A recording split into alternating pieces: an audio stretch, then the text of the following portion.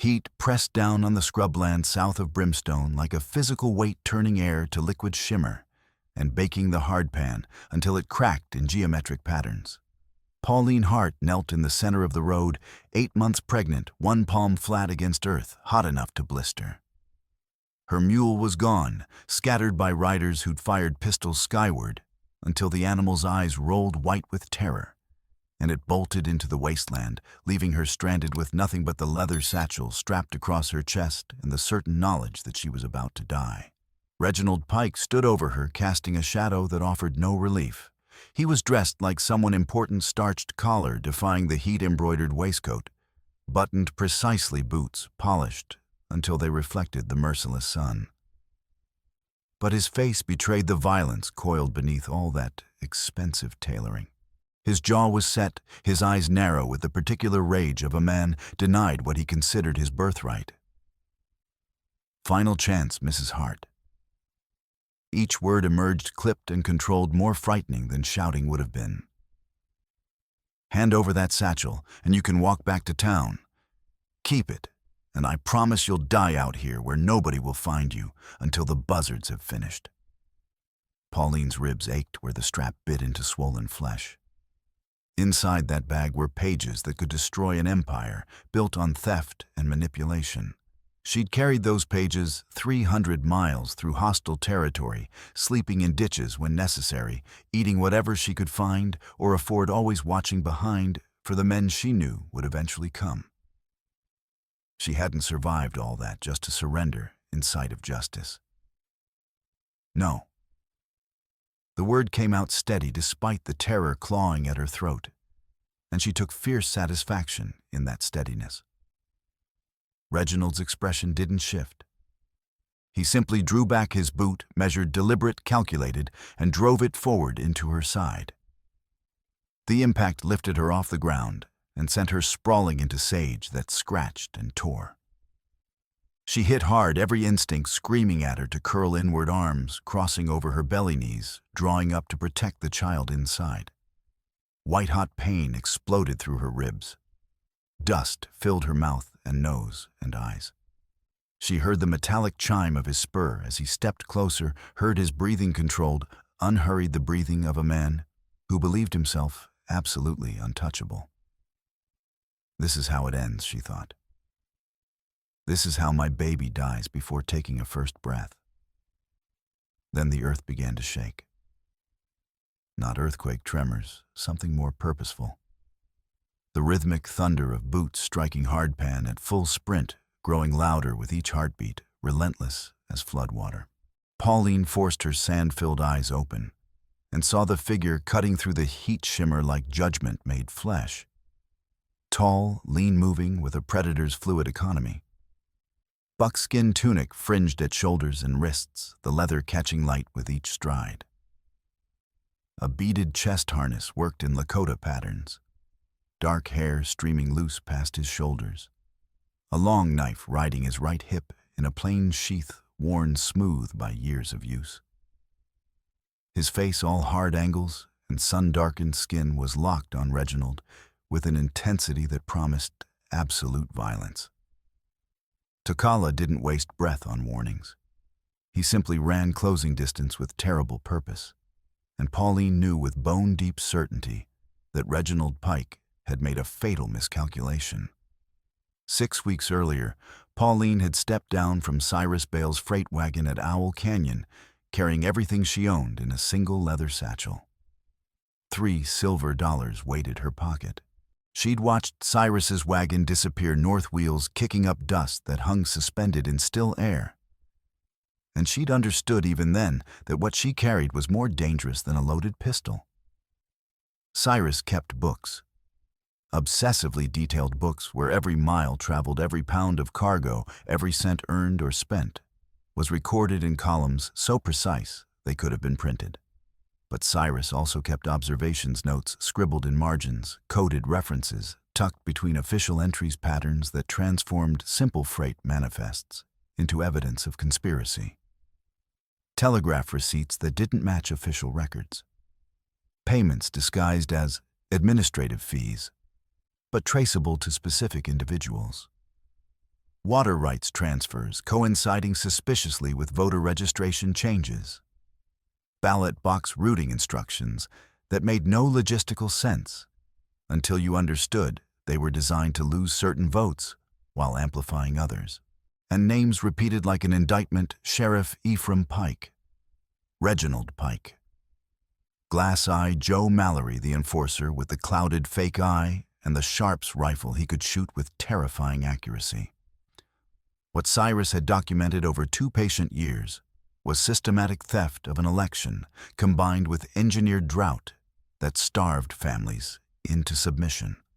The Pikes had been acquiring water rights to Tallow Creek through legal purchases and illegal pressure diverting flow into their ranch, through authorized transfers that looked legitimate on paper but amounted to murder by thirst.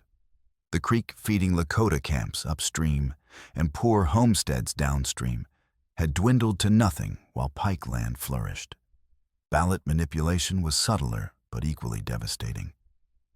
Extra boxes appearing in friendly precincts, boxes vanishing from hostile districts, counting delays that somehow always favored incumbents.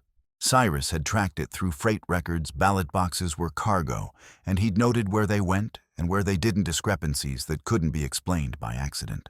When Cyrus took 3 bullets near Coal Dust Mine, shot at close range, and left to bleed on his wagon seat, he'd used his last conscious moments to gasp 2 instructions: get the book safe, and find someone who'll listen and can't be bought.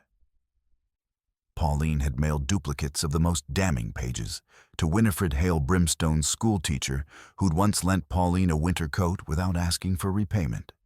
Then she'd sewn the original ledger into a hidden pocket inside her satchel and run. Running had brought her nearly a year earlier to a winter camp near Crow Wing with a broken ankle and empty pockets close enough to freezing that she'd stopped shivering, which meant death was near. Tokala had been tracking wounded deer when he found her beneath a fallen cottonwood boot, off foot swollen purple and radiating heat. He'd approached slowly, hands visible, speaking English, with barely a trace of accent. That bone's broken clean. Walk on it and you'll be crippled permanent. She'd tried standing anyway, pride stronger than sense. Her ankle collapsed immediately, dropping her back to frozen ground with a gasp she couldn't suppress. Tokala hadn't lectured. He'd simply knelt, examined the injury with gentle thoroughness, and set the bone with one swift motion that made her bite through her lip. He'd wrapped it with strips from his own shirt, built a nearly smokeless fire, and shared dried venison without comment. They'd stayed 3 days while the ankle healed enough for walking. She learned his name meant Fox, that he was Lakota by birth, and choice that he avoided white law because it had never been anything but corrupt. He learned she could read, write, and calculate faster than most educated men, that she'd been married once to a drunk who'd worked himself into an early grave, and that she trusted slowly but completely. When they parted, he gave her a beaded cord for her wrist. Show this to any Lakota you meet. They'll know you're protected. She wore it still hidden beneath her sleeve. 4 months later, she'd sought him out deliberately, tracking rumors, until she found him near Bear Creek. She'd told him straight that she carried his child conceived during those survival nights when cold and loneliness drew them together under shared blankets where warmth meant life. He'd studied her silently, then asked, "What do you need?" "A legal marriage certificate. Not promises or pretty words. Just paper so when this baby comes, the law protects us instead of destroys us." They'd married the next day, before the territorial clerk papers signed, witnessed by strangers paid with a drink each. Quiet, practical, immediately controversial. A white woman and Lakota man in civil ceremony, the kind of union that made respectable people whisper and others sneer. But it was legal. That was what mattered. Tokala respected her sharp mind and the grit that kept her moving when others collapsed. Pauline respected his restraint, his weapons skills, and the patience that let him sit motionless for hours when haste meant death. He avoided town law because it was corrupt. He never avoided her. Now, with election 2 weeks distant and the Pikes hunting the ledger like wolves tracking wounded prey, distance was impossible. Brimstone occupied a cleft where Tombstone Ridge met dry flats stretching toward Dagger Point. Built fast during Silver Rush years, false fronts and raw timber optimistic paint already peeling after 5 years. When Ouray played out, the town pivoted to serving scattered ranches and homesteads. The saloon doubled as informal bank. The courthouse doubled as jail. Sheriff Ephraim Pike ran everything with iron discipline rooted in controlling essential resources. His son Reginald managed the ranch water rights and unofficial enforcement. Though enforcement was polite language for what Glass-Eyed Joe did with his Sharps rifle and that clouded eye that never blinked. Dr. Ida Bell kept an office above the druggist stitching wounds and delivering babies with equal competence. She was known for quiet defiance, treating Lakota patients others refused, declining to report gunshots when she suspected the law would weaponize information. She'd liked Pauline immediately. She liked Tokala more because he never argued payment and brought venison when possible. Lucky Pete drove the stagecoach connecting Brimstone to Red Rock and civilization beyond. Gregarious 50s who loved gossip like other men, loved whiskey, but had a soft heart and keen eye for injustice. He'd warned Pauline the Pikes were asking about a woman with a satchel.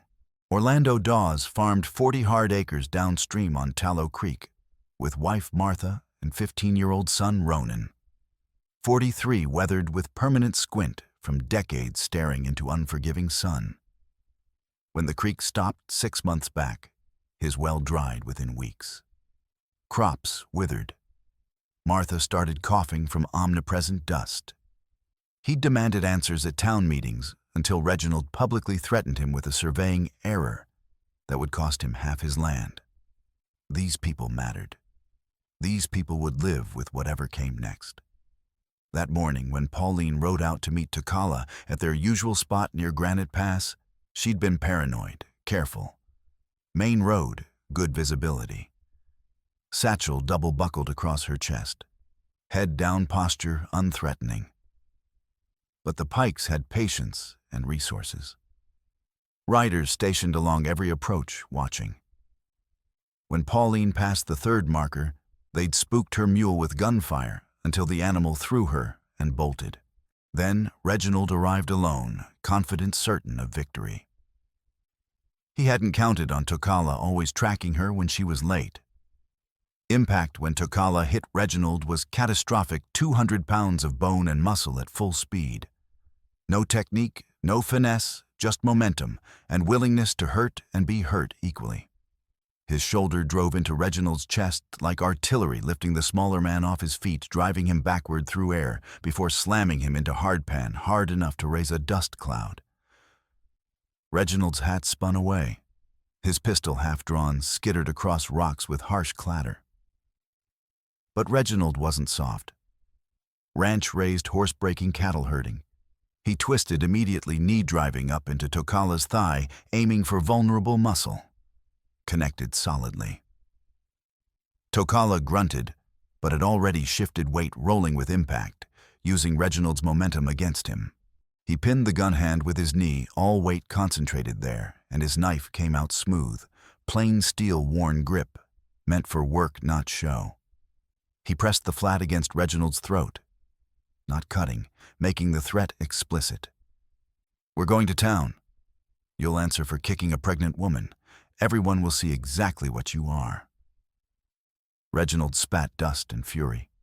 "You're dead. My father will hang you before sunset." "Maybe. But you're coming with me. Every person in Brimstone will know why."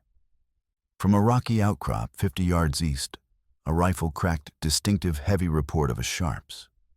The round kissed Tokala's left shoulder, punching through buckskin fringe and skin missing bone by perhaps half an inch, but tearing muscle and drawing immediate blood. Tokala jerked from impact, but didn't cry out. He threw himself sideways, releasing Reginald, but grabbing Pauline's arm, dragging her behind the nearest coverlow sage mound and rocks that wouldn't stop bullets, but might deflect them. He landed atop her, careful not to crush her belly arms braced beside her head. "Stay down. Don't move." Glass-eyed Joe stood silhouetted on the outcrop, sharps braced against shoulder, that clouded eye catching sun like polished stone. He worked the breech mechanism, spent cartridge ejecting, and fired again. Bullet chewed dirt 18 inches from Pauline's boots, spraying grit. Tokala fumbled for the Colt tucked in his Belttown concession, where a knife alone wouldn't suffice. His shoulder screamed, but his right hand was steady, drawing the revolver, thumbing back, the hammer rising just enough to sight. 2 shots, rapid and deliberate. First, shattered rock near Joe's position fragments, singing through air. Joe flinched fractionally. Second forced him behind his horse-breaking sight line. Other riders who'd been holding back decided they weren't paid enough and wheeled away, kicking for distance. Joe followed, but not immediately. He stood there, that dead eye locked on the satchel across Pauline's chest. Then he turned his horse deliberately, almost casually, and rode after his companions at unhurried walk. "Message clear. I know what you have. I'm watching. I'm patient." Tokala counted heartbeats 30-40 until dust from their retreat vanished on the horizon. Only then did he roll carefully off Pauline and help her sit, his injured arm moving stiffly, blood running to his wrist. "How bad?" she asked, hands already reaching for the wound. "Bad enough." "That's not an answer. It's all I can give now." He pulled cloth from inside his tunic and pressed it against bleeding. "Can you walk?" "Yes." "Can you?" "Have to."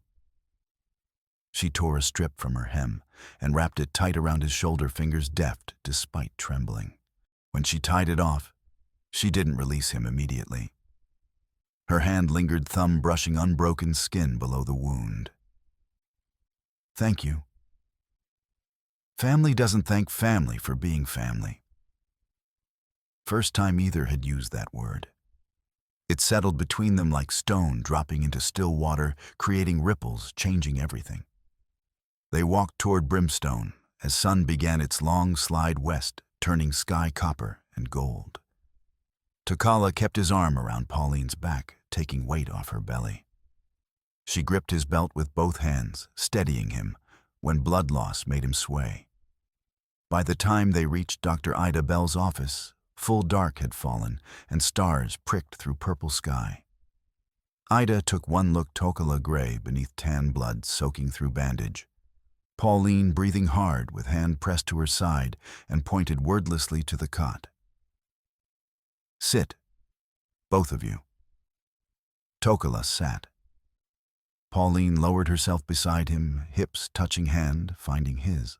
Ida worked with efficient grace, born from sewing countless men, knowing speed mattered, but precision mattered more. She cleaned with whiskey that made Tokala's jaw clench, threaded curved needle with gut string, began stitching with small even loops. Tokala kept eyes locked on Pauline's face, tracking every tension flicker, how her breathing hitched when needle pulled through flesh. When Ida tied off the last stitch and cut thread with decisive snap, she stepped back and wiped her hands on already stained rag. "You two just painted targets on your backs." Pauline's voice was steady despite everything. "We already had them. Now at least we know they're shooting." Ida glanced at the satchel still strapped across Pauline's chest. "That what they want? Yes. Then guard it like your life depends on it. Because next time, they won't stop with kicking." Sheriff Ephraim Pike made his announcement at dawn, standing on courthouse steps, arms crossed over chest, gone thick with middle age, but still powerful. Tall, iron gray at temples, with voice carrying natural authority even at normal volume. By emergency order effective immediately, any person found guilty of disturbing the peace, slandering officers, or interfering with official business may be detained without bail until after election concludes. This is necessary for community safety and democratic integrity. Murmur ran through the crowd shopkeepers, and early risers gathered for weekly cattle auction. A few men spat tobacco. Most stayed silent, calculating risks. Reginald stood at his father's right, fine suit brushed clean, but unable to hide the bruise darkening his jaw. He lifted one hand pointed directly at Tokala, standing at the back with Pauline beside him. "That man assaulted me yesterday on public road. Unprovoked attack on a citizen conducting lawful business. I'm filing formal charges assault with intent to cause grievous bodily harm." Tokala's expression didn't flicker. Pauline's hand tightened on his arm hard enough to bruise. Ephraim nodded, as though this were perfectly reasonable natural order of law and justice. "Assault on a gentleman is serious. I'll expect you to present yourself for questioning, Mr. Deliberate pause, as if the name were beneath notice. "Tokala." Pauline's voice cut through murmur like blade through canvas. "His name is Tokala, and he was defending me from your son's boot while I was 8 months pregnant and helpless on the ground." Ephraim's pale eyes flicked to her, lingered on her swollen belly with something between calculation and contempt, then moved away, as though she were beneath consideration. "That allegation will be investigated in due course, ma'am. For now, I strongly suggest you both remain where I can find you." Not suggestion. Threat wrapped in civil language. Tokala could have run kinfolk in camps who'd hide him trails through hills white lawmen didn't know. But Pauline couldn't run 8 months pregnant without risking the child. And Tokala wouldn't leave her. So he stayed. They took refuge in Ida's back room, narrow cot, cast-iron stove window, overlooking alley that would give warning of approach. Tokala positioned himself by the door, not pacing, just standing in a way that made clear no one was entering unless he permitted. Pauline tried sleeping, but rest came in fitful snatches broken by the baby's movements and her racing mind. Every time she shifted seeking comfort, Tokala glanced over expressions softening fractionally to reveal genuine concern. Near midnight, she woke to find him sitting on floor beside the cot, back against wall, rifle across knees. Eyes half closed, but alert, tracking every sound from the street below. "You need sleep," she said quietly. "I will." "When?" "When you do," matter of fact, as though logic rather than devotion. She reached out, hand finding his on his thigh. Fingers curled around his palm thumb, tracing calluses earned from rope and reins and knife work. "You're stubborn. I'm practical. There's a difference." "Is there?" "Yes." He turned his hand palm up. Let hers rest there, skin to skin warm, despite cooling night. Being stubborn means doing something even when it's foolish. Being practical means doing what needs doing, regardless of personal cost. And what needs doing now? Keeping you safe. Keeping that ledger safe. Making sure when the baby comes, you're both alive to see a future. Pauline's throat tightened. What about keeping you safe? Not the priority? It is to me. He looked at her, then really looked, dark eyes steady and serious. Then we'll both have to be very careful. Neither slept well after that.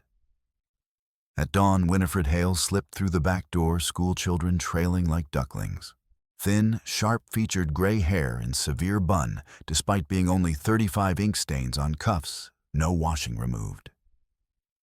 She moved with brisk efficiency, born from years teaching in underfunded schools where she supplied half the materials herself. She handed Pauline a folded paper without preamble, pressing it into her palm discreetly as passing a hymnal in church. Inside was the duplicate ledger copy, wrapped in oilcloth against moisture. I hid the rest in the school coal scuttle. Winifred whispered, barely audible over children's chatter. Under the false bottom I installed last winter for storing supplies the county refuses to fund.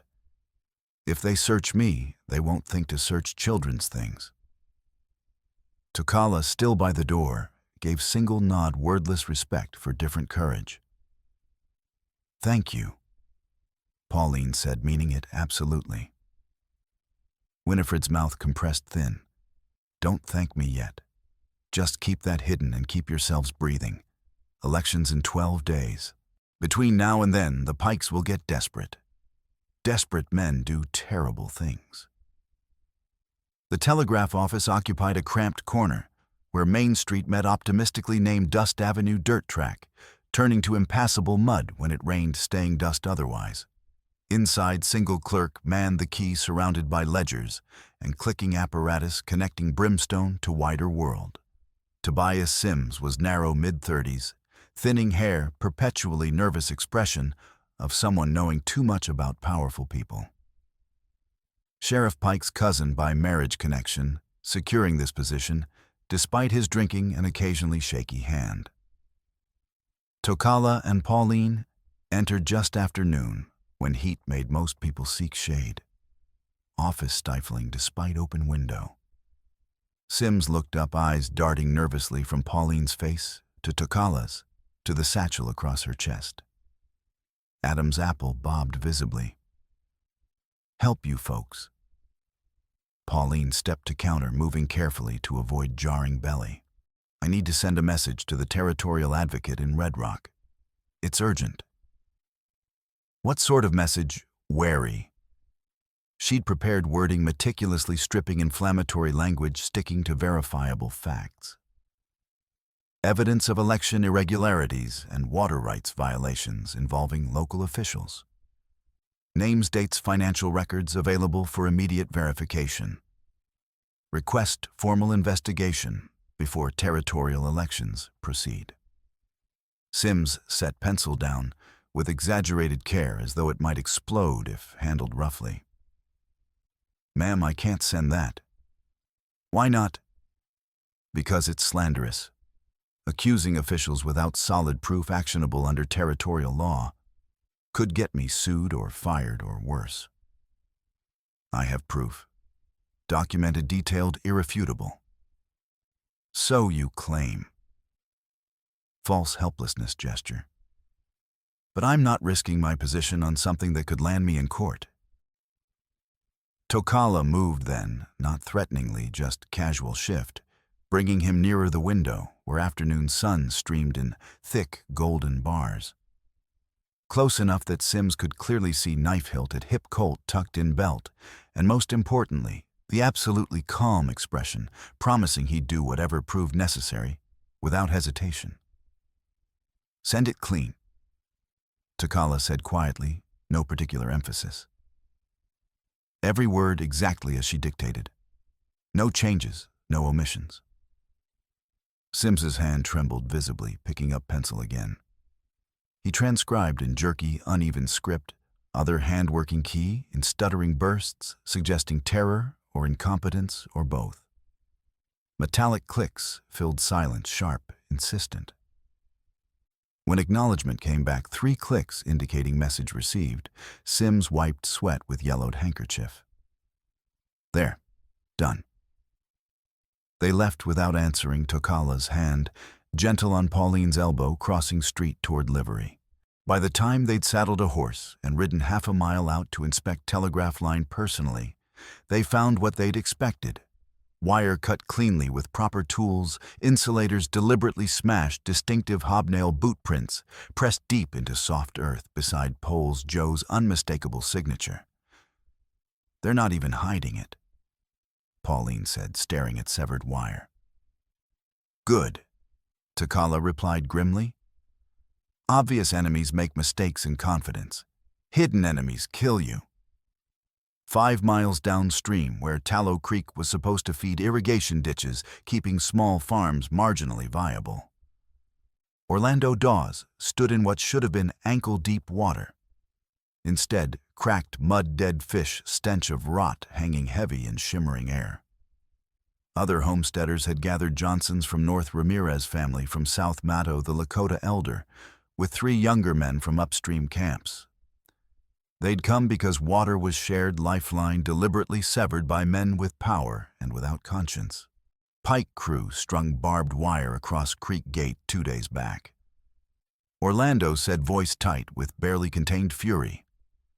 Posted official-looking sign saying private property under territorial water rights grant. Legal language that means nothing except they're stealing what belongs to all of us. Creek's not private, Maddow said flatly. Never has been, never will be. Water belongs to everyone or no one. Tell them that. As if summoned, Pike crew appeared on ridge above 6 men with shovels and surveyor's chain, moving with casual arrogance of people backed by power. They didn't ask permission or offer explanation. Just started driving posts deeper, stringing more wire, expanding theft in daylight, while people watched helplessly. Shouting erupted. Orlando stepped forward, son Ronan beside him, despite being only 15 and small for age. You've got no right to fence this creek. Foreman, thick-necked man named Dutch, earning position through willingness to hurt people for money, cut him off dismissively. Got papers signed by sheriff himself. Complaints take them to courthouse. Courthouse is owned by the man stealing our water. Not my problem. Get back before someone gets hurt. A rock flew from somewhere in crowd, probably younger man, probably from frustration more than calculation. Struck Dutch in shoulder, not hard enough to truly injure, but hard enough to spark violence, building like thunderclouds. Dutch swung his shovel like club flat blade, whistling through air before connecting with Homesteader's head. Man went down hard. Blood hit dry earth and disappeared instantly, soaking in like the water they'd all been denied. Then everyone was fighting, not organized, just desperate people pushed past endurance, finally pushing back. Tokala and Pauline heard shouting from quarter-mile distant and kicked horse into ground-eating gallop. Arrived to chaos, men grappling in mud and dust fists and tools swung with equal abandon, blood spattering earth that hadn't seen water in months. Small child crying near bank where she'd fallen. Tokala dismounted fluidly, leaving Pauline controlling reins. He waded into violence with hands deliberately open, trying to pull combatants apart, using body to block punches rather than throw them. One pike man saw beaded chest harness, recognized it, swung his shovel at Tokala's head with murderous intent. Tokala's knife came up on pure instinct blade, turning shovel edge with harsh metallic clang. The impact jarred his injured shoulder viciously, fresh blood seeping through bandage, but he didn't drop the knife. Then another pikeman, seeing Tokala distracted, swung a heavy wooden stake like a club, aiming for his head. Tokala twisted at the last instant. Stake missed his skull, but connected brutally with his left ribcage. The impact was sickening, a meaty thud that drove air from his lungs. He felt something crack inside, pain exploding white-hot through his torso. He staggered, gasping, and instinctively wrapped his free arm around his ribs. Every breath now was agony, sharp, stabbing pain that told him at least one rib was cracked, maybe more. From ridge above, rifles fired, not aimed, but warning rounds meant to scatter crowd. Bullets kicked up dirt, spanged off rocks, sent everyone diving for cover. In chaos, young Ronan Dawes caught a bullet in calf, not direct hit, but ricochet, gouging through muscle, drawing bright arterial blood, pumping with his racing heart. Boy went down screaming, clutching leg, young face white with shock. Tokala didn't hesitate or calculate. He simply moved, scooping Ronan up in both arms, despite the screaming pain in his ribs, slinging the boy across his shoulders in fireman's carry. Ronan was 14, nearly full-grown, heavy with farm-earned muscle. But Tokala ran anyway. His shoulder burning his ribs, a white-hot agony with each jarring step that made him want to vomit from pain. Pauline spurred horse forward, not fleeing, but flanking skirt already torn into strips for bandaging. When Tokala stumbled over uneven ground, she was there instantly, pressing makeshift bandages into his free hand, steadying Ronan's wounded leg to prevent further damage. They made it to Ida's office as sun touched western horizon, painting everything blood and fire. Doctor took one look at blood-soaked boy and pointed sharply to examination table. Flat on your back. Now. She worked with methodical precision, cleaning wound thoroughly, despite Ronan's screams, determining bullet-carved furrow through muscle without hitting bone or major vessels. Stitched closed with practiced efficiency, wrapped in clean linen, dosed boy with laudanum cut with whiskey for coming pain.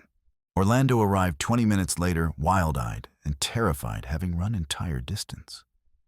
Nearly collapsed, seeing son alive and bandaged. "Thank you," he said hoarsely, gripping Tokala's hand with both his own. "Thank you. I can never—" "No need." Tokala interrupted quietly, one arm still wrapped protectively around his cracked ribs.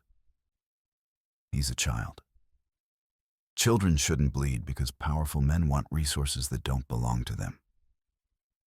Pauline pulled Tokala aside the moment Orlando stopped thanking him, hands gentle but firm on his arms. "You're hurt worse than you're saying. I'll manage.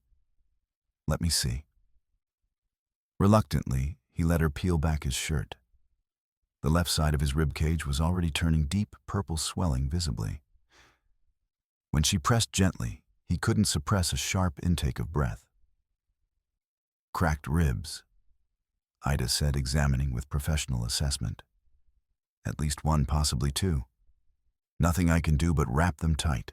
You'll be in significant pain for weeks worse when you breathe deep or move suddenly." "We don't have weeks." "I know.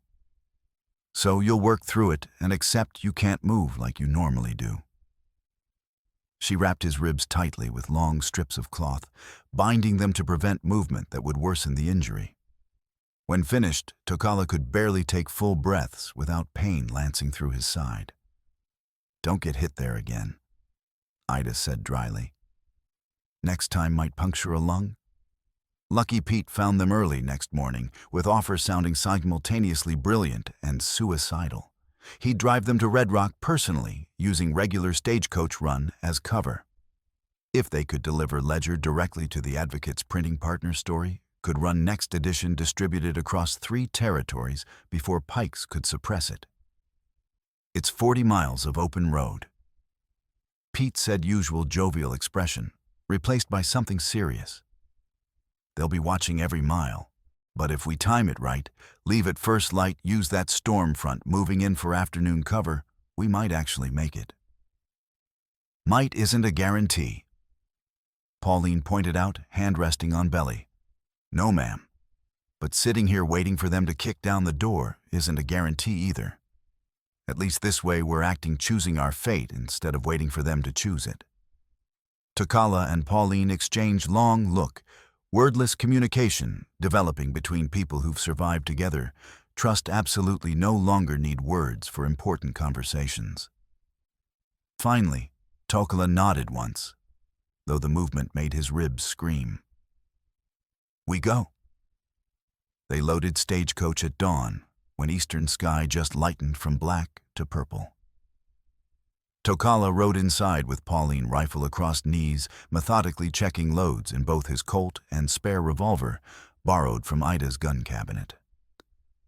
Pauline sat across satchel, clutched to chest like armor, face pale, but set with determination. Pete climbed to driver's box, gathered reins, whistled team into motion.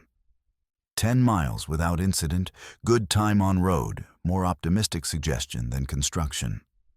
Landscape rolled past in endless brown and gray-green sage and rock, and scattered Joshua trees reaching twisted arms toward empty sky. At Coyote Bend, where road cut through narrow defile between 2 low ridges, the barrier appeared. Fresh-cut logs and brush piled deliberately across road, far too substantial for natural debris, too carefully positioned for accident.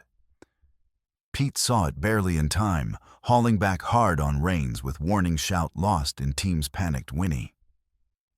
Horses tried desperately to stop, hooves scrabbling for purchase on loose gravel. Coach skidded sideways, wheels sliding, whole vehicle tilting dangerously. For one suspended, breathless moment, It felt like they might hold road and stay upright. Then, left rear wheel struck concealed rock with sickening force. Axles snapped with sound, exactly like rifle shot. Entire coach tilted violently and began falling. Takala kicked door open, even as they tipped, catching Pauline around waist, pulling her bodily out into open air. They hit ground, rolling Takala underneath, taking full impact with back and shoulders, to protect her arms, wrapped completely around her, to shield belly. Sharp rocks bit into spine. Injured shoulder exploded with fresh agony. Cracked ribs screamed as his body absorbed the impact and her weight. But Pauline didn't strike ground. They rolled twice, 3 times before stopping behind boulder, barely large enough for cover. Both gasped for breath, Takala, from pain radiating from shoulder ribs everywhere, Pauline from shock and crushing fear for unborn child. "Are you hurt?" Takala's hands moved immediately over her, checking for injuries with desperate thoroughness, despite his own agony. "The baby? We're fine. We're fine." She gripped his wrist hard enough to bruise, anchoring herself. "But they're here." First rifle shot came from northern outcrop, unmistakable, heavy Sharps report everyone in territory feared. Round struck boulders 6 inches from Takala's head, showering them with stinging rock chips. 2 more riders appeared on southern ridge rifles already raised. Takala pulled his Colt and returned fire with deliberate precision, born from years of necessity. Not wild shooting to intimidate, but carefully placed shots with specific purposes. First shattered Joe's rifle breech mechanism in lucky hit, 1,000 to 1 chance of striking such small target at this distance. Metal fragments sprayed. Joe cursed, dropped weapon. Second caught southern rider's horse in haunch, not killing wound, but painful enough to send animal bucking, screaming, dumping rider hard enough he didn't immediately rise. Third rider made visible calculation, decided he wasn't paid enough, wheeled, and fled toward horizon at full gallop. But Joe didn't run. Never ran. Just stood there, that dead eye gleaming, and calmly began checking his damaged rifle to see if it could still fire. "The horses," Takala said urgently, each word costing him as cracked ribs protested. "We need them loose." "What about you?" "I'll cover you. Keep that satchel safe and move fast." "Takala, move, now. Don't waste the time I'm buying." Pauline ran bent low, while Takala laid covering fire, 1 carefully aimed shot every few seconds, just enough to keep Joe's head down. Pete was already cutting traces with belt knife hands, shaking but functional. They rode back toward Brimstone on 2 exhausted horses, carrying 3 people in desperation, moving faster than wisdom normally allowed. Behind them, Joe watched from his outcrop and made no attempt to pursue. Didn't need to. Message delivered clearly: "I can reach you anywhere. I'm watching. I'm patient." Storm clouds built on western horizon, promising violence to come. That night, with wind beginning to rise and first cold drops spattering against windows, Winifred Hale came to Ida's office for 3rd time. Different, she came alone after full dark, moving through back alleys like ghost, usual confident stride, replaced by something furtive and afraid. She sat on cot edge where Pauline rested, hands folded tightly, and began speaking so low they had to lean close. "I need to tell you something. Something I should have said weeks ago, but I was afraid of what it would mean." "Afraid of what?" Pauline asked gently. "Last winter, Reginald Pike started courting me. Except it wasn't courting. Pressure, coercion, in polite language. He'd come after children, left stand too close, say things about how dangerous it was for women alone, how I desperately needed male protection, whether I realized it or not." Takala, leaning carefully against wall to avoid stressing ribs, spoke without moving. "Did he assault you?" "Not physically, but he made threats. Veiled, then increasingly explicit. When I refused, definitively told him I had zero interest in any relationship, he became furious. Said I was ungrateful, stupid, didn't understand how things worked. What did he do? Pauline asked, suspecting she knew. Winifred pulled folded paper from her sleeve, not ledger, but something else. Photographic print made with the collodion wet plate process, capturing documents with perfect clarity. Print showed page from official ledger, complete with embossed seal pressed into red wax at bottom. Seal, unmistakable office of the Sheriff, Brimstone County.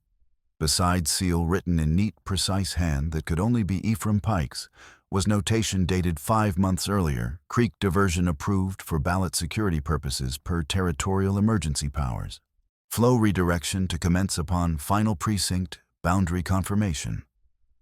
All objections filed through official channels held pending post-election review.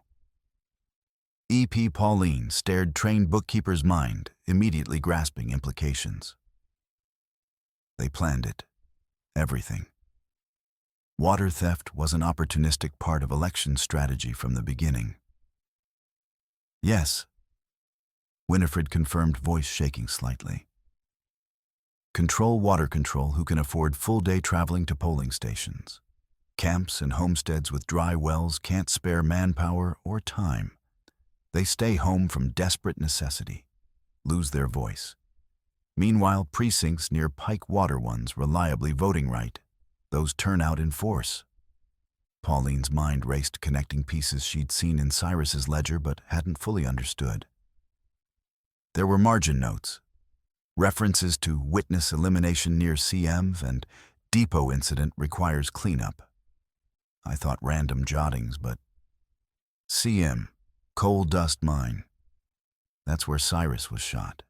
Winifred nodded slowly. I think Cyrus witnessed something, or someone told him something, implicating Reginald directly in violence. They killed him for knowing. Tokala pushed carefully off wall expression, cold and focused in way that made him look dangerous despite his injuries. What else? There's more you're not saying. Reginald locked winter rations. Government supplies supposed to be distributed fairly: flour, salt, pork, lard, beans. Ida volunteered to coordinate distribution to camps and homesteads. Reginald seized everything, put it in Pike warehouse, declared it election property that couldn't be released until after vote. Key to that warehouse is in courthouse safe. You saw this. Heard him tell his father. I was at clerk's office filing school supply requisitions. They came in to use private office. Didn't realize I was behind file partition. Ephraim told Reginald, keep everything locked until after election, then they'd sort out distribution and tallies appropriately. Pauline felt cold despite room warmth. Not just fraud. Systematic oppression using survival needs as weapons. Holding water and food hostage to manipulate democracy itself. And your ledger proves all of it, Winifred said. Because Cyrus tracked every piece, every water transfer, every delayed shipment, every misrouted ballot box. He saw a pattern because he was hauling physical evidence without realizing what it meant until too late. Tokala spoke quietly, voice carrying absolute certainty despite pain from ribs, making each word cost him. We take ledger to polling barn election day. Open it publicly where everyone can see and hear. Make them read it aloud so there's no possibility of denial. But first, we open that safe and prove they've been using starvation as political tool. Pauline's mind already working, practical and precise. She pulled butcher paper Pete had given her, spread it on small table, used charcoal stub to sketch routes and positions from memory. Courthouse backs directly onto alley behind Main Street. Safes on second floor northwest corner office. I saw it filing marriage papers. Mine road runs behind building less traveled, especially at night. Her fingers traced potential routes, marking sight lines and guard positions she'd observed. Tokala leaned carefully over her shoulder to study rough map, his breath warm near her ear as he pointed to ridge providing both cover and observation. Their hands touched his finger, and hers landing on same crucial point simultaneously. Contact lingered. Neither pulled away immediately. Moments stretched, filled with unspoken understanding, and something deeper neither had fully acknowledged. "If we go during storm," Takala said, voice rougher than usual, each word carefully measured to avoid stressing ribs. "Wind and thunder will cover sound, but we'll work essentially blind in darkness." "I can pick that safe," Pauline said with quiet confidence. "Cyrus taught me everything about locks and safes during long winter nights when freight was slow. But I'll need light and time." "How much time?" 10 minutes minimum, maybe 15 if more complicated than I remember. Dangerously long-standing, exposed in enemy territory. "I know, but I don't see another way." They were very close now, shoulders nearly touching as both bent over crude map. Pauline could feel his warmth radiating through cloth-smell leather and sage scent always clinging to him, hear each carefully controlled breath he took despite cracked ribs. Takala turned head, slightly dark eyes, meeting hers at distance, measured in inches. For one suspended moment, world narrowed to just them, space between filled with possibility and longing and absolute trust. Then baby kicked sharp, vigorous movement, making Pauline gasp, automatically pressing hand to belly. Spell broke. Reality crashed back. Takala pulled away, clearing throat, putting professional distance between them. "We should rest," he said, voice carefully neutral. "Storm breaks tomorrow. We move tomorrow night." "Yes," Pauline agreed, own voice not quite steady. "Tomorrow." But neither slept well, and it wasn't only coming danger keeping them wakeful.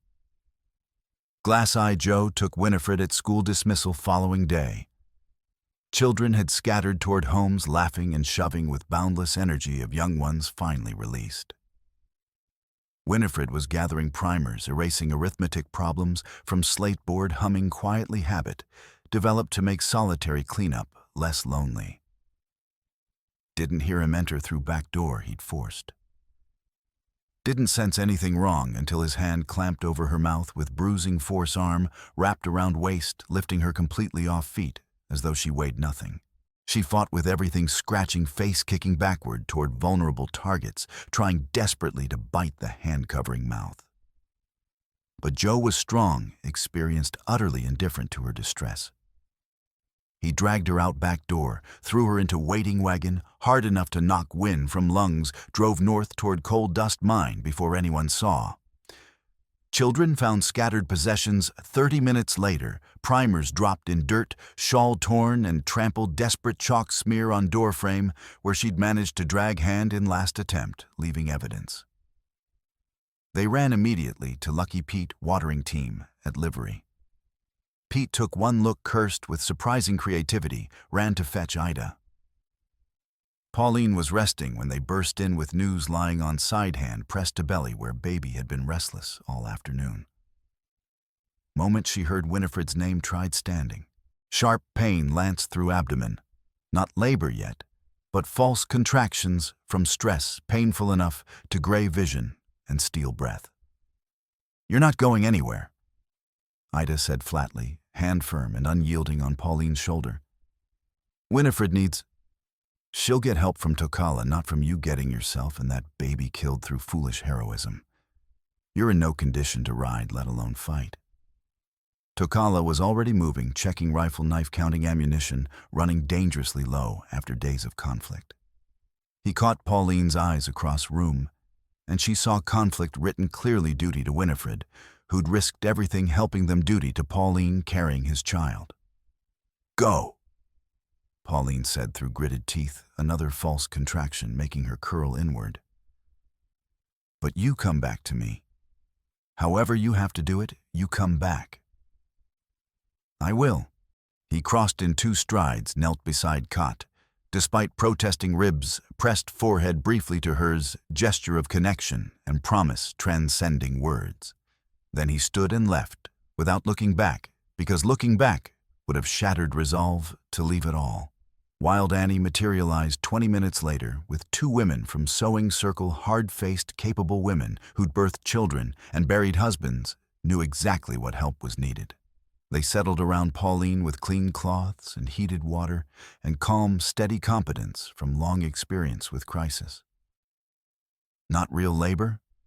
Annie said after quick, thorough examination. "But close enough another major shock might push you over. So you're lying completely still, breathing slow and steady, trusting that man of yours to handle what needs handling." Pauline wanted arguing. But another contraction hit false but agonizing, and all she could do was grip Annie's hand with desperate strength and try not screaming. Coal Dust Mine sat 3 miles northeast, played out Silver Claim abandoned when ore ran thin and support timbers started rotting. Main shaft penetrated 200 feet into hillside, branching into side chambers optimistically carved during boom years. Now just dangerous holes surrounded by rusted equipment and skeletal stamping mill remains. Takala left horse quarter-mile out, approached on foot, using every scrap of cover broken terrain offered. Sun-setting painting whirled in blood and copper shadows lengthening across broken ground. Could hear voices echoing from inside Joe's flat, emotionless monotone and higher pitch of at least one other man. Winifred wasn't making sound, meaning either gagged or injured too badly to cry out. Takala slipped inside mine entrance, like smoke moving with absolute silence, despite pain radiating from shoulder and ribs with each careful movement, letting eyes adjust gradually to deeper darkness. Air thick with decades of accumulated dust and acrid mineral smell of old dynamite soaked into rock. Support timbers groaned under immense earth weight, some visibly cracked, few actually splitting as he watched. Found them in third chamber, back Winifred tied to support post with rough rope, already rubbing wrists raw, and bleeding filthy gag across mouth face, pale with fear, but eyes alert tracking his approach. Joe stood guard with shotgun propped against shoulder, while two other men crouched nearby playing desultory cards by lantern light, clearly bored. Takala moved fast, exploding from darkness like nightmare. Knife in hand, though, didn't consciously remember drawing it. He broke first card player's wrist with precise twist and strike, dislocating bones without cutting, merciful by his standards under circumstances. Man screamed high and piercing in confined space. Partner fumbled for pistol tucked in belt, finally drew it raised with shaking hands, fired wildly without aiming. Gunshot in confined chamber, catastrophically loud muzzle flash, blinding concussion, painful. Bullets sparked off ore cart with vicious whine ricocheting before embedding somewhere in darkness. Takala rolled behind cart and returned fires, low carefully placed shots meant to drive them back and create space rather than kill. 2 rounds precisely aimed, forcing both to scramble for cover. He reached Winifred cut bonds with 2 quick slashes pulled gag free. She gasped and coughed, drawing great shuddering breaths. "The beam!" She choked out, voice raw. "Support beam is cracked. Sound like world-breaking deep fundamental crack seeming to come from everywhere and nowhere. Support timber directly above, split down entire length, fracture racing along wood faster than thought. Dust rained in choking clouds. Ceiling sagged visibly, rock grinding against rock with sound like distant thunder. "Run." Takala shoved Winifred toward tunnel exit. "Don't stop, don't look back, just run." They ran stumbling over loose rock and abandoned equipment, old rail ties catching feet. Behind them, ceiling collapsed with roar, like avalanche filling chamber with rubble and dust and absolute darkness. Chunk of rock size of man's head caught Takala's left ankle with sickening force, not pinning completely, but striking hard enough. Blinding pain shot up entire leg.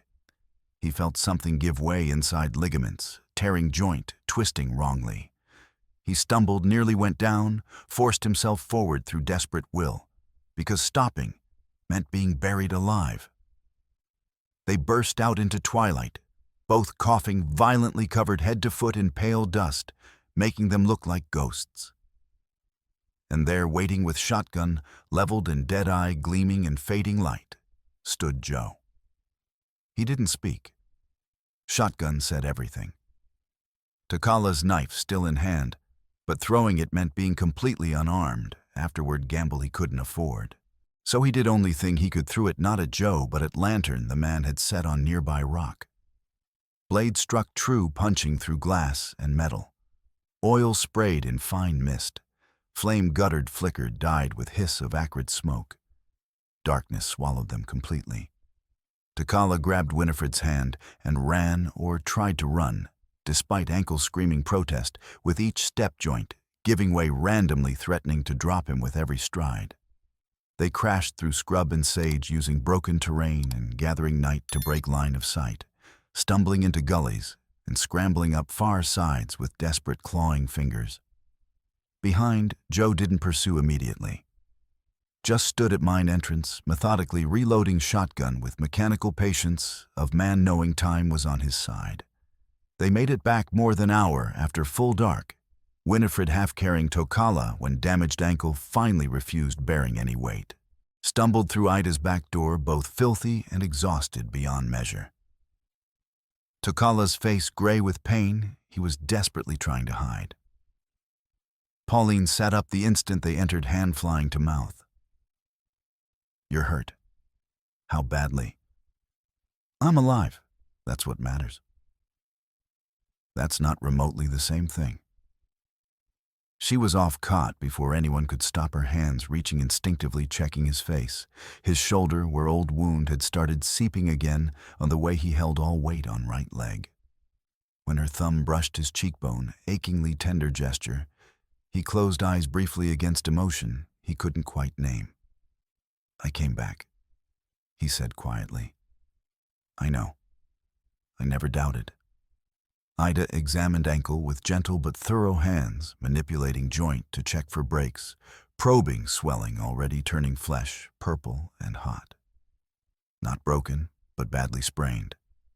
Possibly torn ligaments. You need complete rest for at least 3 days, preferably week. "We don't have 3 days," Takala said flatly, each word carefully measured to avoid stressing cracked ribs. "I'm aware. So you'll work through pain and accept you won't move fast or gracefully. One wrong step and you'll go down hard." He nodded, jaw tight with understanding. Let Pauline help him to cot where he sat, heavily, exhaustion finally showing through iron control. She sat beside him without asking hand, finding his naturally fingers intertwining with ease of long practice. "We're not fine," she said softly, simple fact rather than complaint. "No, but we're still together. That counts for something." "Does it count for enough?" "It has to, because it's all we have." Outside, wind rose steadily, rattling shutters and tearing at loose boards, carrying promise of storm that would provide cover for their final desperate move. Tomorrow night. One way or another, this would end. Storm hit Brimstone like biblical wrath wind, howling down from Tombstone Ridge with force to tear shingles from roofs and send shutters banging violently against walls. Thunder rolled through valley, each peal loud enough to rattle windows and frames. Lightning split sky in jagged bolts, turning night to day, for heartbeats, illuminating world gone mad with weather. Under that chaos cover, 4 people moved through darkness toward Courthouse Takala, limping badly but refusing assistance despite pain radiating from shoulder ribs, ankle with each agonizing step. Pauline with satchel pressed to chest. Winifred with borrowed pistol tucked in belt jaw, set with determination.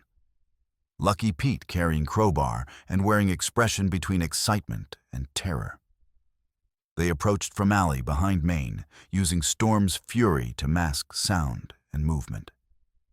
Courthouse mostly dark, one lamp burning in sheriff's ground floor office. But second floor, where safe waited, was pitch black. Door locked, good Yale manufacturer, designed resisting casual picking. But Pauline had learned from master. She pulled thin, tempered steel strip from boot, where she always kept it bent at precise angles. Cyrus taught worked it into keyhole with patience, born from practice and necessity. Wind howled. Thunder boomed. Lightning turned alleys stark white for instant. Lock clicked. Door swung inward silently on well-oiled hinges. They slipped inside, water dripping from soaked clothing boots squelching on floors, creaking treacherously. Takala closed door with aching care, despite pain shooting through ribs with the movement. Then took position near it, rifle across chest, despite protesting injuries, eyes fixed on dark hallway, leading to sheriff's office where single lamp still burned. Safe waited second floor in clerk's office, squat iron beast, with combination dial and separate keyhole for ration warehouse. Pauline knelt before it, pressed ear against cold metal, seeming to suck warmth from skin, began turning dial with infinite patience. She'd learned this during long winter nights, when Cyrus needed something to pass time between freight runs. He'd taught her safes had personalities, quirks, ways of speaking if you knew their language. This American safety model was common in territorial offices, 3 numbers lever mechanism, predictable if you understood pattern. She turned dial, slowly feeling for almost imperceptible resistance, marking each correct tumbler. World narrowed to fingertips, touching steel faint clicks and vibrations, speaking of internal mechanisms moving. Behind her, Winifred kept watch at window overlooking Maine. Pete stood at stair-top crowbar, gripped in white-knuckled hands, ready to bar door if anyone came up. Takala remained at entry, silent sentinel, despite throbbing agony radiating from multiple injuries with each heartbeat. 5 minutes passed. 7. 10.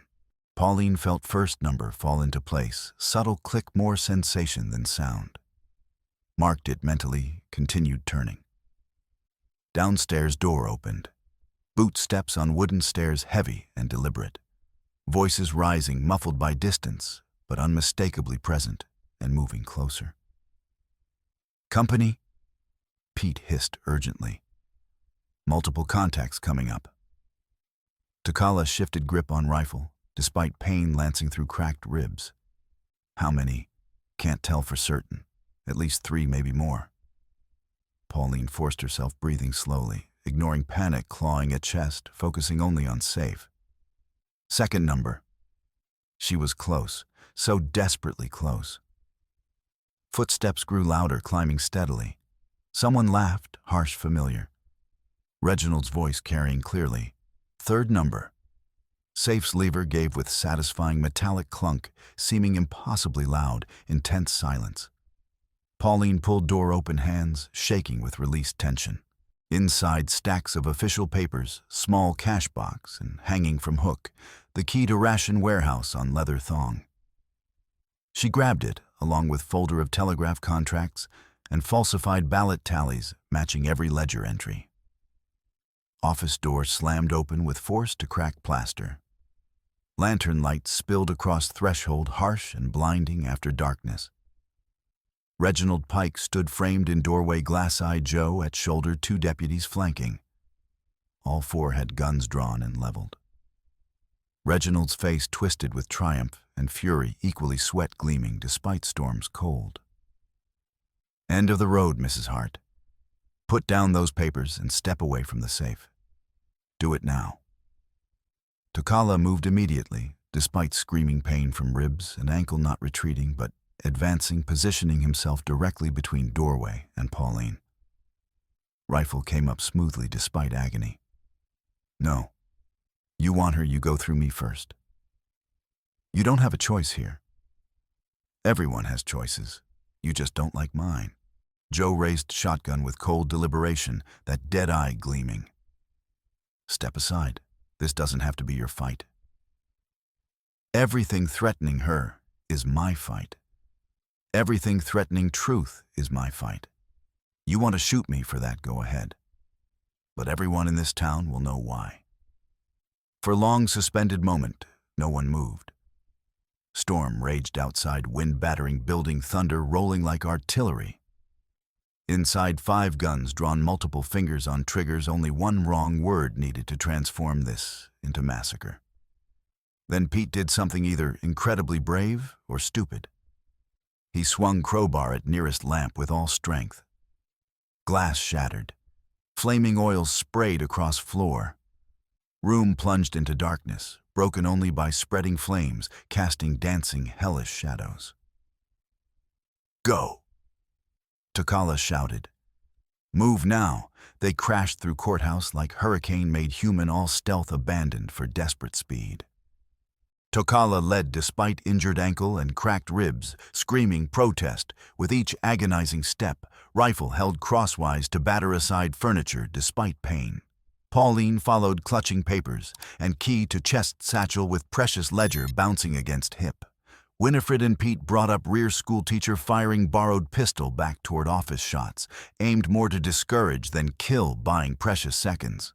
Behind them, Reginald's voice rose in incoherent fury. "Stop them! Don't let them reach the street! Shoot them if you have to!" They hit back door at full speed. Takala's shoulder, the injured one, slammed into wood, snapping interior latch despite fresh agony. Door flew open, and they spilled into alley rain, immediately soaking them cold enough to steal breath wind, tearing at clothes with clawing fingers. Gunfire erupted from courthouse door behind. Bullet sang past close enough for Pauline to feel its passage. Another struck wall beside Takala's head, showering him with brick fragments. They ran through streets transformed into rivers' boots, splashing through ankle-deep water, reflecting lightning in brilliant flashes. Rail yard lay 2 blocks distant, Pete's backup plan horses stashed there for fast escape. Another shot cracked from behind. This one grazed across Takala's right side, just below ribs, not deep, skimming across muscle rather than penetrating, but painful enough to make him stumble and drawing fresh blood mixing with rain. "Keep moving," he gasped, refusing to slow despite compounding injuries. They reached horses, 4 animals, all thoroughly spooked, but still tied where Pete left them. He worked with shaking hands, cutting them loose, while Takala boosted Pauline onto largest mare, despite screaming pain from ribs and ankle, then pulled himself up behind her with visible effort. Ankle nearly buckled, putting weight in stirrup, but he gritted teeth and forced himself up. "Pete," Takala called out. "You and Winifred take the back way through the old freight tunnel behind the druggist. It comes out near the polling barn. You can get there ahead of us and blend into the crowd. Go now." Pete's eyes widened with understanding. "The tunnel right. Come on, Miss Hale." Winifred didn't hesitate. She and Pete abandoned the remaining horses, disappearing into the darkness between buildings, heading for the concealed route that only locals knew, an old freight passage built during the silver boom that connected the warehouse district to the polling barn storage cellar. Takala kicked his mare into motion as Reginald and Joe burst from the courthouse on their own mounts. The rail yard stretched before the maze of iron tracks, gleaming like mercury in lightning puddles, reflecting storm-torn sky, abandoned freight cars creating obstacles and cover. They rode hard horses, screaming fear, but responding to desperate guidance, hooves striking sparks where they hit bare metal. Behind more riders appeared Reginald, leading Joe close behind deputies fanning out. Joe raised his Sharp's rifle despite rain and wind, sighting with practiced expertise, fired. Rounds screamed past Takala's head, missing by inches. Close enough, Pauline felt him flinch involuntarily. Felt his arms tighten around her waist, despite the pain it caused him. She leaned back hard against his chest, making herself smaller, pressing into him as if she could somehow protect him through proximity. Another shot. This one hit ground directly beside their horse's hooves, sending up geyser of mud.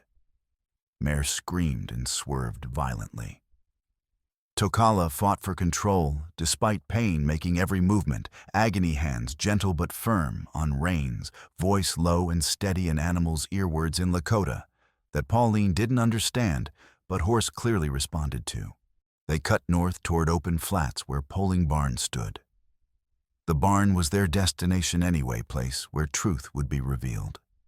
They'd simply arrived earlier and more desperately than planned.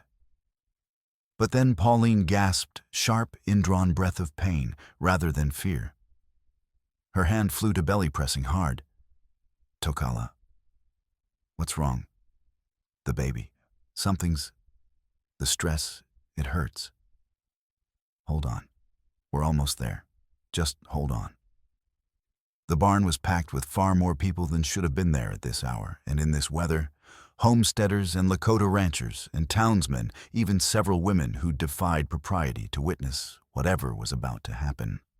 Orlando Dawes stood near registration table, son Ronan leaning on crutch beside him, despite wounded leg. Judge Halford sat behind table spectacles, sliding down nose clerks to either side, looking nervous. Air thick with tension, tobacco smoke, wet wool, collective smell of humanity packed too close. Into this charged atmosphere, Tokala rode his exhausted horse straight through wide-open barn doors. Animals' hooves striking packed earth floor with heavy thuds, echoing like drum beats. Men shouted, scrambling aside. Mares skidded to stop in barn center sides, heaving foam flying from mouth eyes, rolling white. Tokala dismounted, caught Pauline as she slid down. Barely caught her because she was gasping with pain, hand pressed hard to belly, where baby was no longer just restless, but actively distressed. He steadied her with both arms, despite his own agony from shoulder ribs, ankle entire focus on keeping her upright and safe. She was soaked to skin, mud-caking skirts, to knees, face pale as death, but eyes burning with determination. Satchel still strapped across chest. Papers from safe, clutched in free hand, crumpled, but intact. She walked limped really directly to registration table, boots squelching with each painful step. When she reached table, she slammed papers down in front of Judge Halford with enough force to rattle inkwell. Read it. Her voice carried across sudden silence, loud enough for everyone. Read every word. Read the water theft. Read the ballot manipulation. Read how they've been starving us to control votes. Read it all. Judge Halford picked up first page with visibly trembling hands. Eyes scanned text, widening with each line. Flipped to next page, then next, mouth compressing into thin line. He removed spectacles, cleaned them with corner of vest. Despite lenses being perfectly clear, replaced them, read more. Barn door crashed open second time with explosive force. Reginald Pike rode in on lathered horse animal's eyes, wild flanks bloody from desperate spurring. Behind him, glass-eyed Joe and 3 deputies, all mounted, all armed, all radiating barely controlled violence. Reginald leveled pistol directly at Pauline, barrel rock steady despite heaving breath and obvious fury. Finger rested on trigger, applying visible pressure. Step away from that table, Mrs. Hart. Those papers are stolen property and you're under arrest.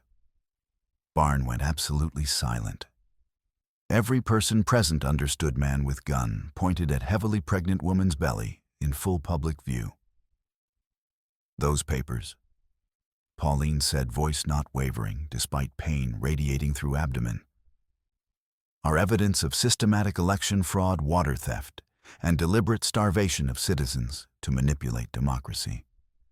Evidence that Sheriff Pike and his son have weaponized government resources against the very people they're supposed to serve. She's lying, Reginald said flatly. Slanderous accusations from a woman of questionable character. I'm standing right here. Tokala interrupted, voice cutting through Reginald's like blade. Which means you're calling me a liar too. So say it to my face, Reginald. Call me a liar while everyone watches. Reginald's jaw clenched so hard Pauline could hear teeth grinding. Fine, you're a liar, a savage who doesn't understand civilization. And she's a white woman who degraded herself. Tokala moved then, not toward Reginald, but toward Pauline. He positioned himself directly between her and the gun, placing his own body in the line of fire, despite the agony each movement cost him. Inch by deliberate inch, he crossed space until Pistol's barrel aimed at his chest instead of her belly.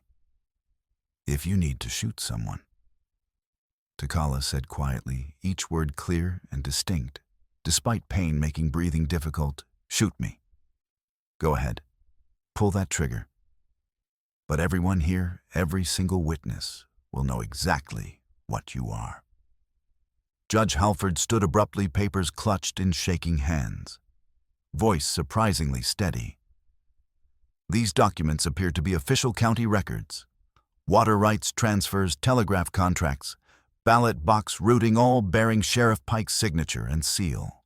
And there's notation about holding government winter rations as election property until after votes are counted." Orlando limped forward, son supporting him. "You're telling me the drought killing our crops was deliberate, that they planned it?" "Yes," Pauline said, voice breaking slightly with pain and emotion.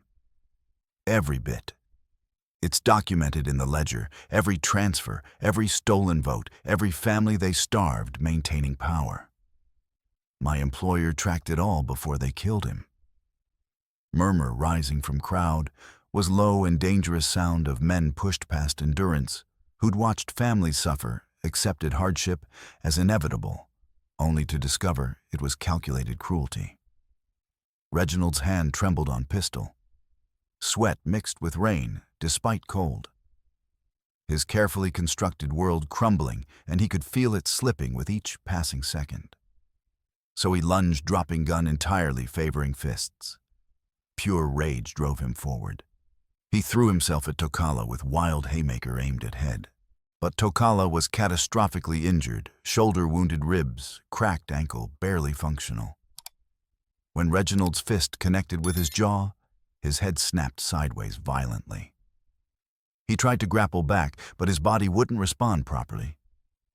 Reginald drove knee up into his already damaged ribs with vicious intent. The impact was agonizing. Takala felt something shift inside, possibly rib fragment moving dangerously close to lung. He gasped, doubling over involuntarily, and Reginald seized the advantage, shoving him backward. Takala crashed to ground, hard landing on his injured shoulder and ankle simultaneously. White-hot pain exploded through his entire body. He tried rising, but his ankle gave out completely. He was down helpless, and Reginald was standing over him with fists raised for killing blows. "Enough!" Orlando's voice rang out as he and 3 other homesteaders rushed forward, grabbing Reginald and physically dragging him off Takala. "We've seen enough." Glass-eyed Joe raised pistol with cold deliberation, aiming at Takala's prone form. Finger began squeezing trigger. Winifred Hale, having arrived earlier through the freight tunnel and positioned herself carefully in the crowd, didn't hesitate even a heartbeat. She grabbed full ballot barrel, easily 50 pounds, and swung it with all considerable strength directly into Joe's ribs. Gun discharge shot, going high and wild, punching hole in barn roof, through which rain immediately began dripping. Recoil and impact combined knocked Joe completely off his horse. He hit ground hard, wind driven from lungs. Pete and 2 other men immediately piled onto Joe, pinning him down, disarming him, while he struggled weakly. Judge Halford slammed gavel onto ledger with explosive force crack, echoing like gunshot. "Enough. By authority vested in me as territorial precinct judge, I declare Sheriff Ephraim Pike and Reginald Pike hereby disqualified from this election, pending full territorial investigation. Deputies not complicit in documented crimes seize courthouse safe contents and open reservoir gate immediately per emergency order. Everyone else stand down or face charges." Crowd surged forward, not violently, but with unified purpose. Men surrounded deputies, disarming through overwhelming numbers. Orlando and others maintained iron grip on struggling Reginald. Orlando looked down at Takala, still on ground, gasping with pain. "We've got him. You just rest now. You did enough." Reginald managed to wrench free, briefly bolted for door. The storm-driven wind tore a barn door from its weakened hinges, heavy wood swinging wide with terrifying force, driven by gust, seeming aimed with malicious intent. Tokala, still on ground and gasping, saw it coming. Saw Pauline standing directly in Door's path, frozen with shock and pain. Without thought, without calculation of cost, he threw himself forward across distance not far. Couldn't go far with injuries, but far enough. He caught Pauline around waist and pulled her backward, rolling them both away, as massive Door slammed against wall where she'd been standing with enough force to crack timber. Impact shook entire building. Splinters flew like shrapnel. They lay tangled together on ground, both breathing hard, Tokala, half atop her in protective sprawl, despite every injury screaming. His ankle was agony, shoulder bleeding again. Ribs felt like they might puncture lung any moment. But she was alive and breathing, and that was all that mattered. Pauline's hand found his face, cupping bruised and bleeding cheek with infinite gentleness. "You're hurt so badly. Doesn't matter. It matters to me. We're alive. That's what matters." Outside, Reginald managed to catch loose. Horse kicked it into storm, disappearing into sheets of rain. Orlando and 6 mounted men gave immediate chase shouts lost to thunder. Inside, barn Judge Halford held ledger high overhead, where everyone could see. "This is evidence. This is proof. This is how we reclaim democracy, by making sure every person here can read truth with their own eyes." Crowd roared approval loud enough to be heard over storm. Water returned to Tallow Creek at dawn, storm having passed and left world scrubbed clean. Orlando and riders had cut reservoir gate chains with bolt cutters borrowed from town. Blacksmith smashed lock with sledgehammer, taking 6 men swinging in rotation, opened gates wide for full flow. First surge was brown with sediment, but it was water-cold clean. Life-giving water spreading through irrigation ditches, soaking into earth cracked and dead for 6 months. Children ran to water's edge despite early hour laughing and splashing. Women wept openly. Men stood in silence, watching creek fill too overwhelmed for words. Ida and Annie carefully transported Pauline to Winifred's schoolhouse, warmer and cleaner than doctor's office with actual proper bed. Examined thoroughly, checking for premature labor, confirming that despite everything, stress, fear, physical trauma, she and baby had somehow escaped serious harm. "Not in active labor yet," Ida said with relief. "But close, very close. Another shock and there'll be no stopping it." "Then I'll be careful avoiding shocks," Pauline said with attempted humor that fell flat. Tokala sat behind her on bed back against wall, despite every injury, protesting arms wrapped carefully around her for warmth as dawn cold crept through gaps.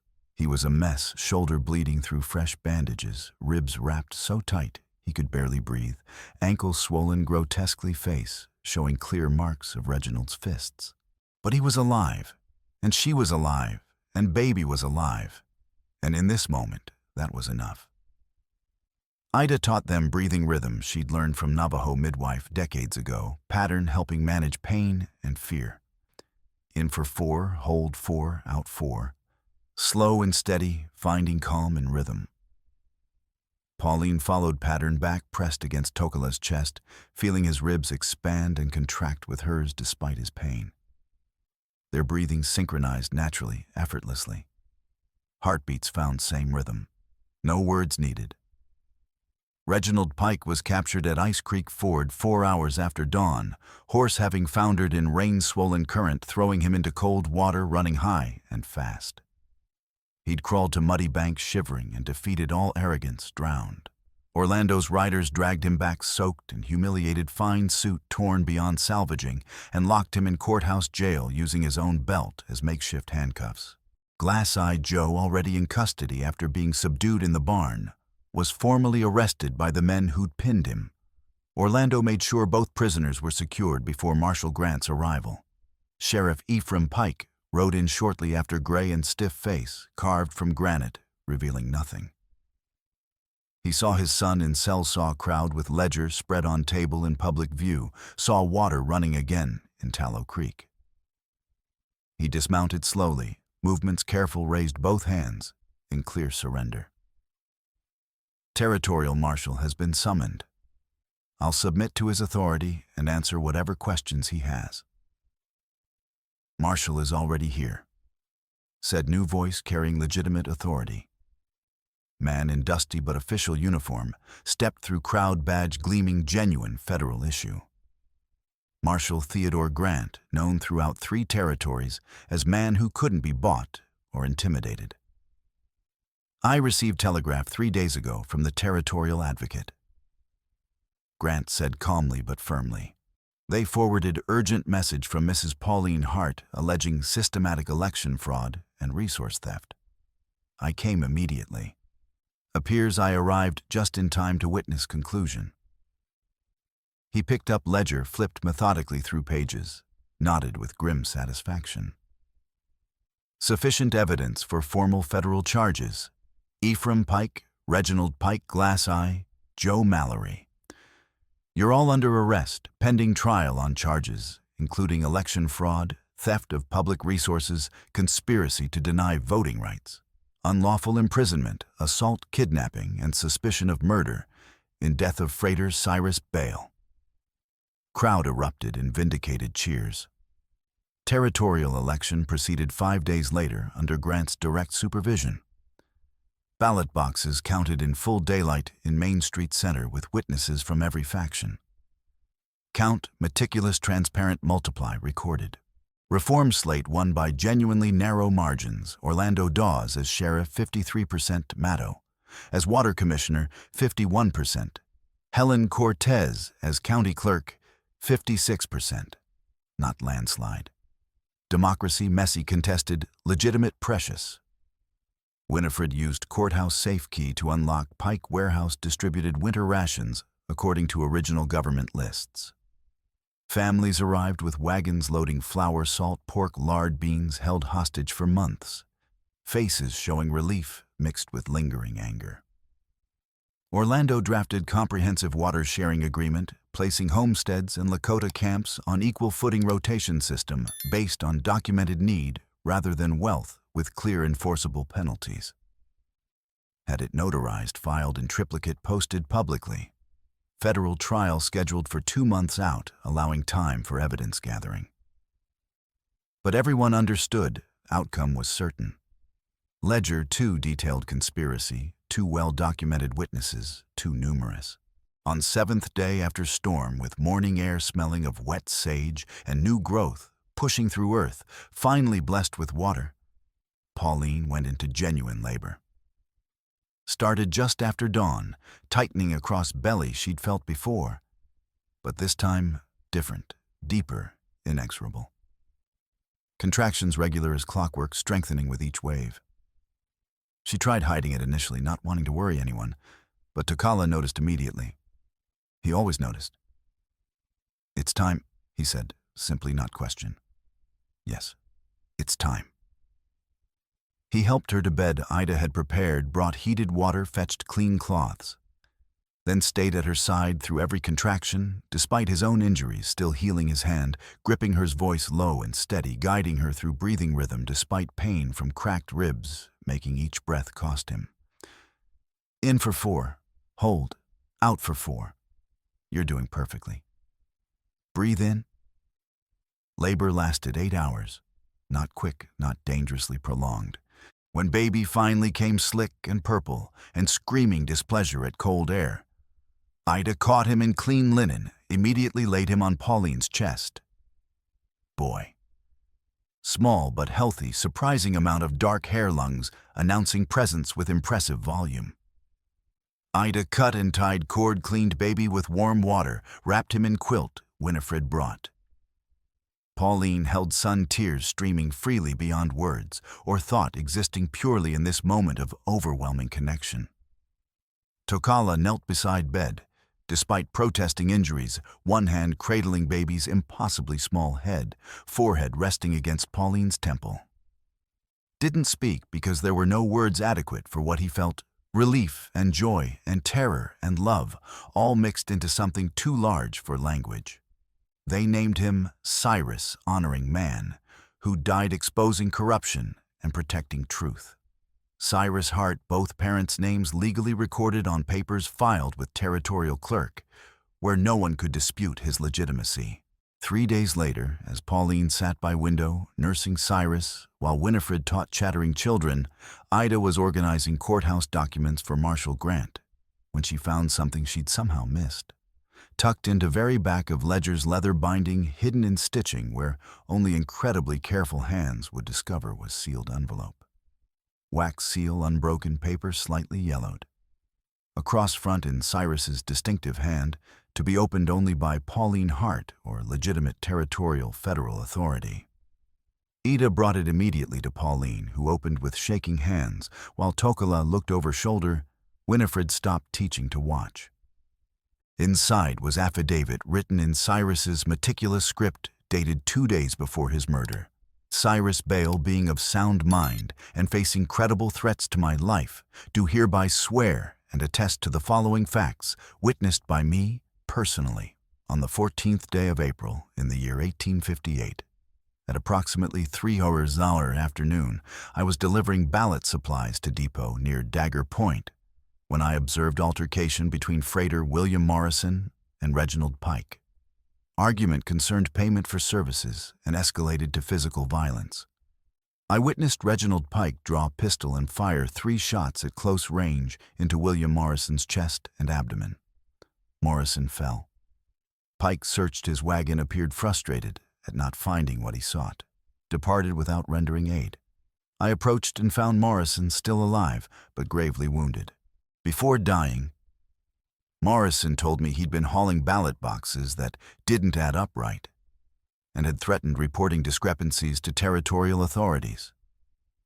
He believed Pike killed him, preventing this report. I kept silent from fear for my safety and that of my employee, Mrs. Pauline Hart. But I have documented everything in ledgers she possesses. If you read this, I am likely dead, probably by same hand that killed Morrison.